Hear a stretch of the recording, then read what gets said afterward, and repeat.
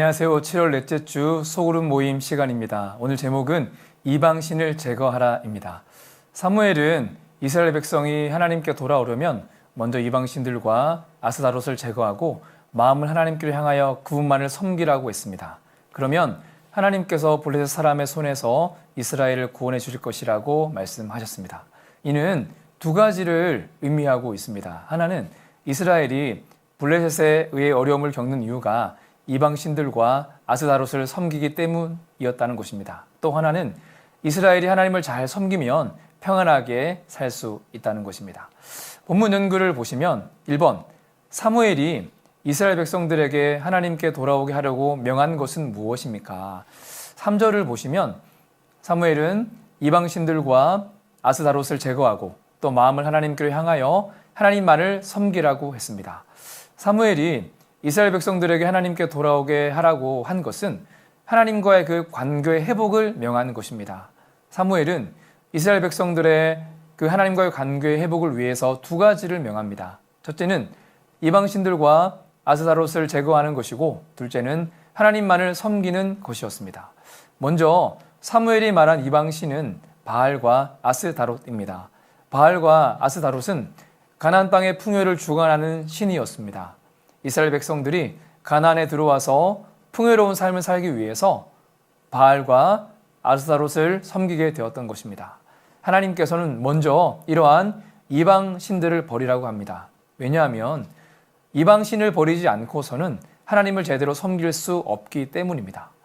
둘째로 하나님은 하나님만을 섬기라고 말씀하십니다. 특별히 하나님은 하나님께로 향하여 하나님만을 섬기라고 합니다. 이는 확고히 정한다는 것을 의미합니다. 말하자면 하나님을 섬기는 것은 마음을 정하여서 확고히 해야 한다는 것입니다. 따라서 하나님을 섬기는 것에는 반드시 두 가지의 과정이 필요합니다. 첫째는 하나님만큼 의지하고 귀하게 여기는 것을 버리는 것입니다. 그리고 하나님께만 마음을 정하여 섬기는 것입니다. 외적인 행동과 의식만으로는 하나님을 절대로 제대로 섬길 수 없다는 것입니다. 2번을 보시면 이스라엘 백성들이 하나님께 돌아오면 누리게 되는 은혜는 무엇입니까? 3절을 또 보시면 블레셋 사람의 손에서 구원을 받을 수 있다는 것입니다. 이스라엘 백성들은 블레셋의 압제 아래서 고통의 시간을 보냈습니다. 우리나라도 일본의 압제 아래서 고통의 시간을 보낸 적이 있습니다. 아마도 이스라엘은 과거에 우리나라가 일본으로부터 받은 압제보다 더 심한 압제를 받았을 것입니다. 당시는 인권이 전혀 존중되지 않았기 때문입니다. 사무엘은 이스라엘 백성들이 하나님께 돌아오면 블레셋의 압제에서 건져 줄 것이라고 그렇게 말하고 있습니다. 이는 이스라엘 백성들이 경험하는 압제의 그 원인을 배교와 우상 숭배라고 말하는 것입니다. 하나님께서 우상 숭배하는 이스라엘을 징계하신 이유는 이스라엘이 하나님과의 언약을 파괴하였기 때문입니다. 하나님은 이스라엘 백성들이 하나님께 순종하면 그들의 땅에 복을 주시지만 하나님의 주권을 인정하지 않을 때에는 징벌하시겠다고 말씀하셨습니다. 이스라엘 백성들은 그 언약에 따라서 하나님께 불순종하여서 블레셋에 통한 징계를 받게 된 것입니다. 여러분, 하나님과 우리는 언약으로 맺어진 관계입니다. 하나님께 순종하면 복을 받고 불순종하면 징계를 받게 되는 것입니다. 하나님께 순종함으로 하나님께 약속하신 복을 누릴 수 있으시기를 바랍니다. 본문 연구 3번을 보시면 이스라엘 백성들이 하나님께 돌아왔을 때 사무엘은 무엇을 했습니까? 6절을 보시면 사무엘은 종일 금식하고 회개 기도를 하였습니다. 사무엘은 먼저 물을 길어서 하나님께 붓고 종일 금식하며 기도하였습니다. 물을 붓는다는 것과 금식한다는 것은 상징적인 행위입니다.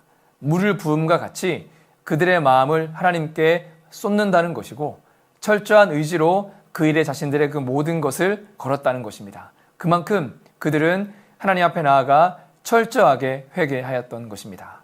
이는 하나님께 돌아갈 때의 자세와 진정한 회개가 무엇인 줄을 보여주는 것입니다. 먼저 회개는 확고한 의지를 가지고 해야 한다는 것입니다. 하루 종일 금식하며 죽을 힘을 다해 해야 한다는 것입니다. 또한 회개는 철저하게 하나님을 향하는 것입니다. 하나님 아닌 것을 향했던 방향을 전환하여서 하나님을 향하는 것이 회개라는 것입니다. 어쩌면 성도는 매일 회개의 삶을 살아야 하는 줄 모릅니다. 왜냐하면 매일 방향 설정 때문에 우리는 고민하기 때문에 그렇습니다. 매일 확고한 의지를 가지고 하나님을 향하는 삶을 살기를 바랍니다. 오늘 말씀의 결론은 이러합니다. 하나님과 우리는 언약으로 맺어진 관계입니다. 하나님의 말씀에 순종하면 약속된 복을 받게 된다는 것입니다. 여러분, 날마다 하나님의 그 말씀에 순종하고 또 하나님께 돌아가는 삶을 사셔서 하나님께서 우리에게 약속하신 복을 풍성히 누릴 수 있으시길 바랍니다.